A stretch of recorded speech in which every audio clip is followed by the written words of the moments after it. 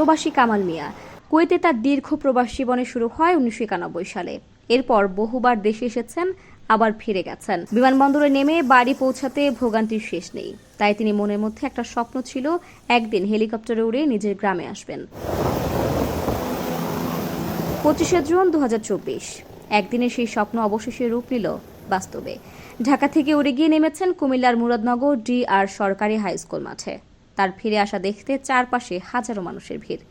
হেলিকপ্টারের অভিজ্ঞতা এবং অবতরণের পর প্রবাসী কামাল যে দৃশ্য দেখেছেন তা যেন নিজের স্বপ্নের চেয়েও বড় কিছু।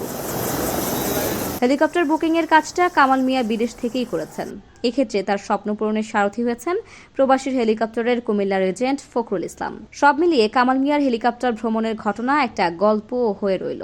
নিজের এই স্বপ্ন পূরণের সাথী হওয়ায় প্রবাসী হেলিকপ্টারের কাছেও তিনি অশেষ কৃতজ্ঞতা জানিয়েছেন।